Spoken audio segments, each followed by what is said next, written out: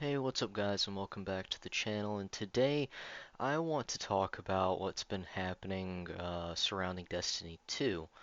And as I don't know how much you guys may have heard, but right now Destiny 2 is in dire straits. They're hemorrhaging players. It's kind of crazy because I used to play Destiny 2 a lot. And I love the game, but I would never play it in the state it's in now, and I can't recommend it to anybody. And right now, 2025 may actually make or break Bungie, which is wild considering the numbers we've seen Destiny 2 put out in the past. But anyway, this video is going to be going into why Destiny 2 is failing right now. And we have a lot to go through considering there's an article and then I have a snippet from one of the TWABs that Bungie puts out, like the messages they put out every week or something like that, right? So let's get right into it. And here the article starts off with Destiny 2, once a shining example of live service gaming, is facing what might be its toughest challenge yet. Bungie's flagship game has seen a steady decline in its player base over the past months. The release of episode Revenant already saw the lowest day one population, and it keeps getting worse due to bugs, glitches, and content. Players have been vocal about their frustration, with many feeling let down after the hype of the final shape. It's clear that the game's post-expansion episodic content release has failed to live up to expectations for many players.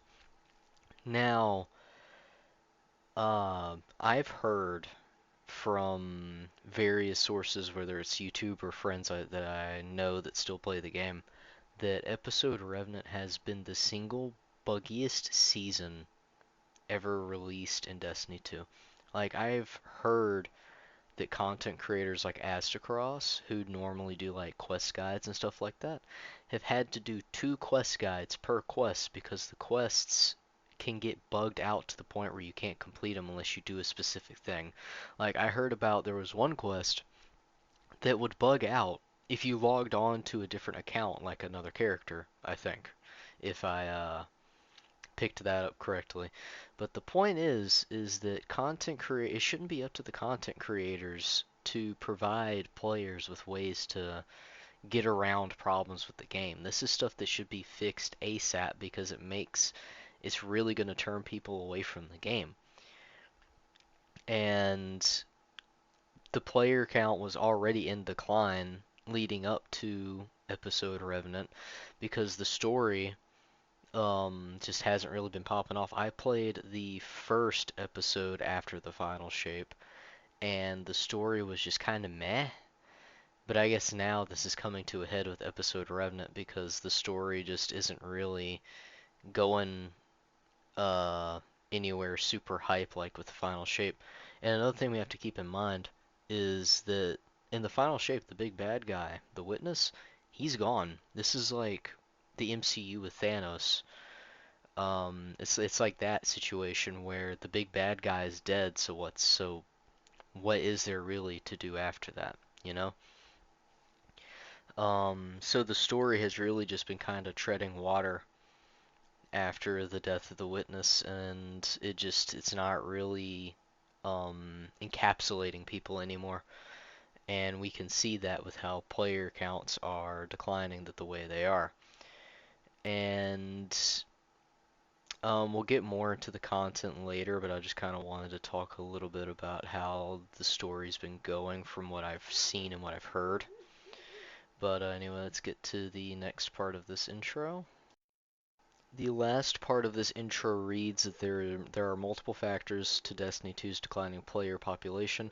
The conclusion to the 10-year saga, persistent bugs, and glitches combined with the grind-heavy gameplay have left players frustrated. This kind of just reiterates what I said a few minutes ago with how the Witness is dead now. Like that's the culmination of the 10 years that have been building up since Destiny 1, and now that that's over, people are just shipping out because the story's over and they just don't have any more interest in the game because they were invested in that story, and now that that story's over, they're leaving.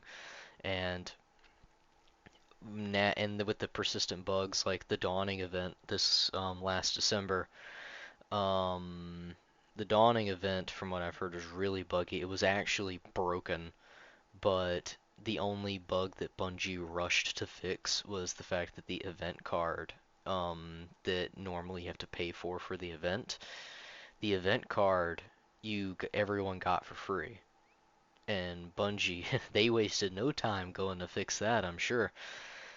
But there are bugs that are there that are even from previous dawning events, and it's kind of crazy. And that this stuff just can't, this doesn't get patched. And it's just that compounded with the grind and the fact that they made the game even grindier is just driving players away. Now, this next section of the article talks about what is probably one of the biggest problems with the player count declining. With fewer players logging in, finding fire teams for group activities like raids and dungeons has become a struggle. Matchmaking queues are taking longer than ever, and even tools like the in-game Fireteam Finder and Discord LFG servers aren't helping much. Many LFG Many posts in LFG now demand experienced players only, shutting out those who are new or unfamiliar with the content. See, that's been a thing ever since like Destiny 1. Like I remember when the Crota's End DLC released for Destiny 1, everybody who was looking for a team on LFG required you to know what to do and to have the Gallahorn rocket launcher, which is like a crazy barrier for entry into most fire teams. But the experienced players only thing, that's been a thing for years. That doesn't really surprise me. But and it wasn't really much of an issue, but now that the player count has declined so far, that problem is now coming to a head because now you have a bunch of new players who can't find any new player friendly fire teams because the vast majority of the player base is gone. And that's really is a problem because, in my opinion, the cream of the crop of Destiny 2's gameplay is the raid. The end game content for Destiny 2 is really good because the raids require you to interact with your team and do challenging mechanics, and it really like it's a fun time, right? Like I think it's probably the raiding experience in Destiny 2 is probably the best the game has to offer. But now players are having trouble even getting into raids because they can't find teams, and that is a serious problem. The article continues with a post from a Reddit user saying Reddit user Philalius summed up the situation, was trying to do a Garden of Salvation and it took forever to find a team. I had to use a combination of the Discord LFG and the in-game Fireteam Finder just to find a team, and even then it still took a pretty long time. Now that's crazy. I've LFG'd using the Discords before, and the Discord LFG is normally really consistent. And if the Discord LFG has fallen, I can't even imagine how like the in-game LFG is. Like I heard from my buddy who was still keeping up with the game that there was like under 100 people on the LFG servers in the game, which is insane considering the player numbers we've seen Destiny 2 have in the past. And adding on to this Reddit post, is another excerpt from a different individual saying that adding to the frustration, Mimi Seishi commented on the unwelcoming nature of LFG posts. I'm a newer player, but I don't think most of the people raid. Most of the people raid need someone to teach, and 90% of the posts I see are strictly know what to KWTD or know what to do or kick. And see, like I said earlier, this has been a problem with the Destiny 2 community since basically its conception, because most people don't want to deal with having to teach someone how to do the raid because they're just trying to get in and get the activity done as quick as possible and get out, and that's it. And I can't really fault him for that because raids can take a while if you have an inexperienced team, but at the same time, if you expect to foster a community and keep the community alive, you need new players, and by extension, you need people to be willing to teach these new players how to play the game. And when you have a community that is unwilling to do that, it becomes a huge issue. Now, for Destiny 2, it never was like a game-threatening issue due to just how many people played the game, but now that the player counts are so low, the problem is finally coming to a head.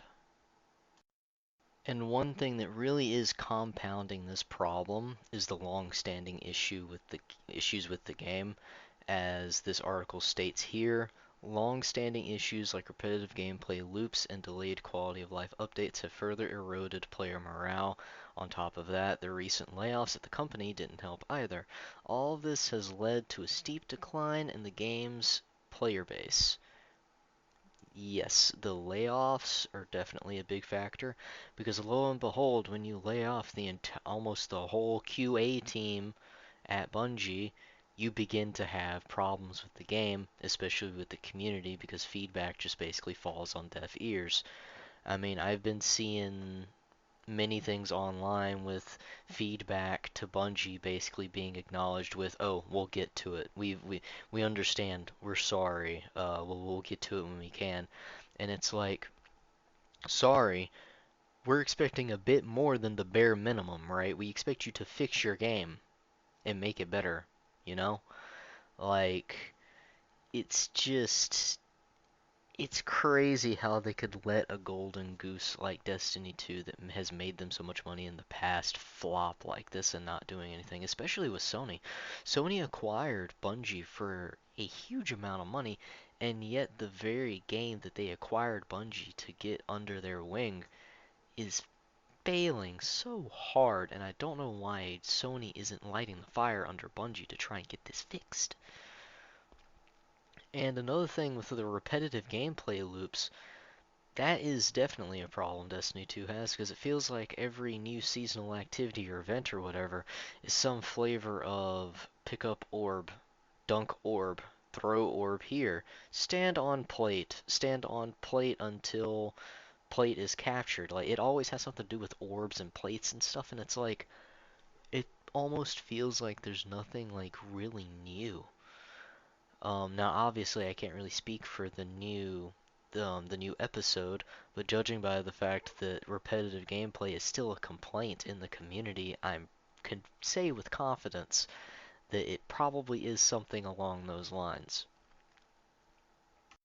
And here we get to the player numbers. Destiny 2 player numbers are dropping fast. According to data from CBRO, Destiny 2's total hourly active player count during peak hours hovers around 60,000 across all platforms, while it drops to roughly 35,000 to 40,000 during off-peak hours. At the time of writing, here's the breakdown of hourly active players across all platforms. Now, this is crazy. Considering we had 314,000 players on Destiny 2 at the launch of the final shape, this decline is telling. Over 60,000 overall, okay, and then 24,000 PlayStation, 22,000 on Xbox, 11,000 players on Steam. That is an insanely low number. That is crazy.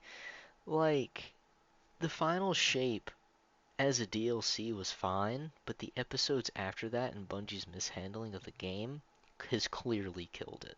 Like, for the player count to be this low, they had to have made an astronomical fuck up. And just this goes to show how bad they've mishandled it. It is insane that the player count could ever get this low. And this is the last part of the article I'm looking at here. Bungie's handling of these issues, including repetitive seasonal content, has further alienated the community. Additionally, the release of massive new games like Marvel Rivals and Path of Exile 2 has diverted players' attention, pulling them away from Destiny 2 and offering them fresh alternatives to explore. And this is true. I've mentioned this in other videos I've made, when you're in a free market, your product has to perform, because if your product doesn't perform, then you start losing customers to other products that are performing better than yours in the same market. Destiny 2 is no exception. Destiny 2 right now is in a state where players do not want to mess with it. They don't want anything to do with it. But now we have games like Marvel Rivals and Path of Exile 2 that are really good games, and players just have way more options to choose from. And why would they stick around and play a game like Destiny 2 where the developers are clearly in no rush to fix the game or improve it in any way? And why would they just stick around and deal with that? Why would they? I mean, it's like I'm a prime example. Me personally, I stopped playing Destiny 2 before episode Revenant. But Destiny 2, I saw where the winds were blowing, I saw the decline in quality, I saw how the game was going and how the narrative was starting to suck, so I left. And now we have a max exodus of players because there's just so many better games for them to play. And the last thing I'm going to look at is, this is a small snippet from one of the posts that Bungie makes periodically. And unfortunately, I'm not going to go over any more stuff from it. I'm mainly just going to focus on this because I think this next part is the worst part of the post. It's like the most tone deaf part. And it's just that this video is kind of running a little long, and I kind of want to keep it around or under 20 minutes. But anyway, other changes have had a rocky start. Weapon crafting removed the joy of earning a random weapon, that feeling that any drop could matter, so we introduced enhanceable weapons. The Revenant tonics were meant to provide loot agency in lieu of crafting and give you a fresh way to chase gear, but we know we missed the mark with the tonic timers and not guaranteeing a weapon from the active tonic. So we're in the process of developing changes to make tonics last longer and give better payouts, on top of a series of bug fixes planned for December 17th. Stay tuned for future patches. Also, we see how these changes are putting pressure on your vault, so we're in the early stages of planning long-term changes to relieve vault pressure that will start to manifest later in the year of Codename Frontiers. How who proofread what's the word? Like, English is hard, I'm sorry. So I want to know who proofread this. Who proofread this part of the post? Weapon crafting removed the joy of earning a random weapon? Really? Really? Why can't we just have both systems? Honestly, the feeling that any drop could matter, yeah, us as players, we still had that feeling every time we went after weapons that couldn't be crafted. But then, when we had craftable weapons, it was fantastic because it made the grind better. It made it easier. It made it to where we could get the weapons we wanted without having to sit there for 100 hours to try and get the perfect roll. It was fantastic.